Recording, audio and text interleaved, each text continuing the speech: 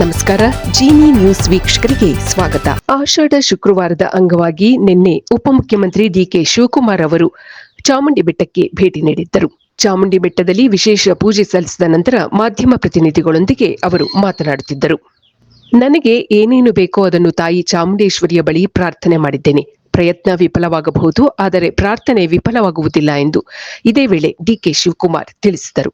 ರಾಜಕೀಯದ ಚರ್ಚೆ ಬೇಡ, ರಾಜ್ಯಕ್ಕೆ ಒಳ್ಳೆಯದಾಗಲಿ ಎಂದು ಉಪಮುಖ್ಯಮಂತ್ರಿ ಡಿಕೆ ಶಿವಕುಮಾರ್ ತಿಳಿಸಿದರು. ನನಗೆ ಏನೇನು ಬೇಕೋ ಅದಕ್ಕಾಗಿ ದೇವರ ಮುಂದೆ ಪ್ರಾರ್ಥನೆ ಮಾಡಿದ್ದೇನೆ ಎಂದು ಪುನರುಚ್ಚರಿಸಿದ ಡಿಕೆ ಶಿವಕುಮಾರ್ ಅವರು ಎಐಸಿಸಿ ಅಧ್ಯಕ್ಷ ಮಲ್ಲಿಕಾರ್ಜುನ ಖರ್ಗೆ ನಮಗೆ ಬುದ್ಧಿವಾದ ಹೇಳಿದ್ದಾರೆ. ಹೈಕಮಾಂಡ್ ಕೂಡ ಕೆಲ ವಿಚಾರವನ್ನು ಹೇಳಿದೆ.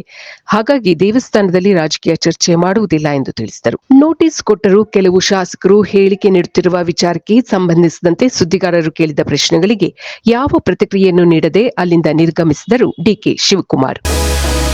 ಕೇರಳದ ಮುಖ್ಯಮಂತ್ರಿ ಪಿನರಾಯಿ ವಿಜಯನ್ ಅವರು ಅಮೆರಿಕಾಗೆ ತೆರಳಿದ್ದಾರೆ. ಹೆಚ್ಚಿನ ಚಿಕಿತ್ಸೆಗಾಗಿ ಅವರು ಅಮೆರಿಕಾಗೆ ತೆರಳಿದ್ದಾರೆ ಎಂದು ಮೂಲಗಳು ತಿಳಿಸಿವೆ. ಆದರೆ ಅವರ ಅಮೆರಿಕ ಭೇಟಿ ತೀವ್ರ ಚರ್ಚೆಗೆ ಅವಕಾಶ ಮಾಡಿಕೊಟ್ಟಿದೆ.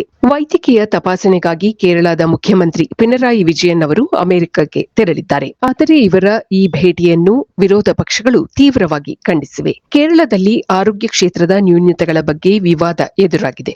ಈ ಹೊತ್ತಿನಲ್ಲಿಯೇ ಅಮೆರಿಕಕ್ಕೆ ತೆರಳಿರುವ ಮುಖ್ಯಮಂತ್ರಿಗಳ ವಿರುದ್ಧ ವಿರೋಧ ಪಕ್ಷಗಳು ಟೀಕಾ ಪ್ರಹಾರ ನಡೆಸಿವೆ. ಸುಮಾರು 10 ದಿನಗಳ ಕಾಲ ವಿಜಯನ್ ವಿದೇಶದಲ್ಲಿ ಇರಲಿದ್ದು ಅಲ್ಲಿಯ ಚಿಕಿತ್ಸೆ ಕುರಿತು ಹೆಚ್ಚಿನ ಮಾಹಿತಿ ಲಭ್ಯವಾಗಿಲ್ಲ.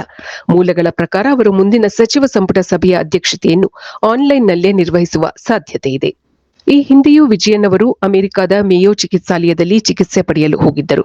ಆಗಲೂ ಸಹ ಅವರು ತಮ್ಮ ಜವಾಬ್ದಾರಿಯನ್ನು ತಾತ್ಕಾಲಿಕವಾಗಿ ಬೇರೆ ಯಾವುದೇ ಸಚಿವರಿಗೆ ನೀಡಿರಲಿಲ್ಲ. ಈಗಲೂ ಸಹ ಮುಖ್ಯಮಂತ್ರಿಯವರು ತಮ್ಮ ಜವಾಬ್ದಾರಿಯನ್ನು ಯಾವ ಸಚಿವರಿಗೂ ನೀಡಿಲ್ಲ. ಇದು ಈ ದಿನದ ಸುದ್ದಿಗಳು. ನಿರಂತರ ಸುದ್ದಿಗಳಿಗಾಗಿ ವೀಕ್ಷಿಸುತ್ತಿರಿ ಜಿನಿ ನ್ಯೂಸ್. ನಮಸ್ಕಾರ.